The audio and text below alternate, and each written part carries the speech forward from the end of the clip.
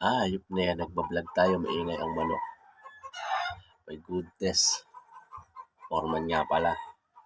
Bago lang kayo, men, sa channel ko, men. Sundan nyo naman ako, men. Day 3 lang, hanggang day 3 lang yung nagawa kong pagbablog sa pag-exercise. Di ko pa natutuloy, nagkatrangkaso tayo, men.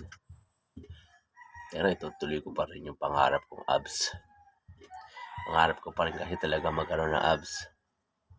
Absent. Abstract. Alala na trangkaso, no? Tapos may vertigo ka pa. Hindi to. Parang may nabara daw sa ugat. Ang sama sa pakiramdam. Naugong yung tenga mo. Bzzz, gumaganon tapos parang may nakabara.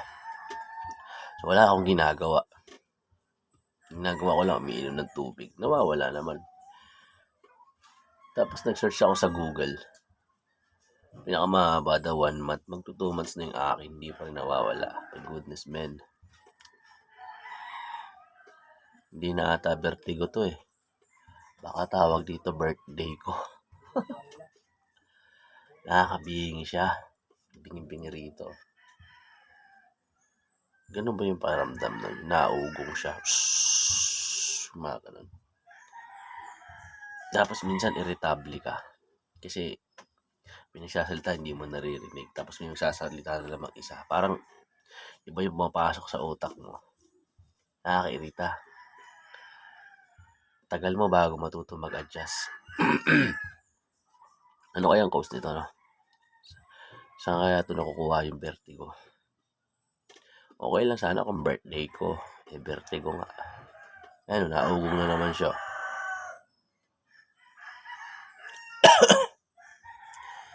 Ano kayang gamot nito mga ka-goodness na? Kung sino naman makakapanood nito, suggest naman po kayo. Kasi naugong talaga rito. Oh. Bzzz. Mga ganun. Bzzz. Grabe.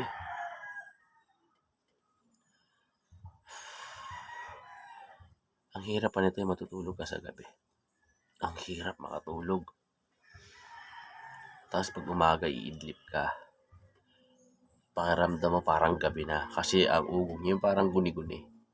Parang mga kulisap. Yung pag gabing-gabi na pag wala ng ilaw.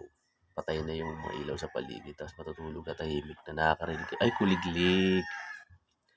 Nakakarinig ka ng kuliglig. Ganun yung pakiramdam niya. My goodness.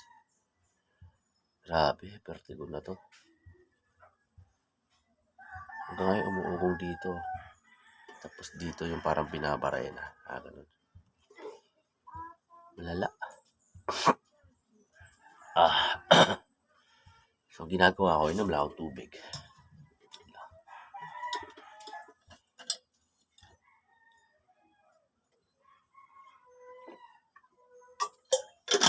Sana mawala na to.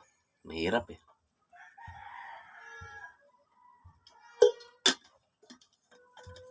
Inom daw ng Newsep na ano, sa Google. Inom ko Newsep. Pangit naman lagi inom ng gamot. Baka yung atay mo naman ang tamaan. Sana yung mga doktor na makapanood nito, turuan nyo naman ako ng gamot. My goodness. Subscribe po kayo sa channel ko, Foreman. Ang inyong reggae na construction foreman. My goodness.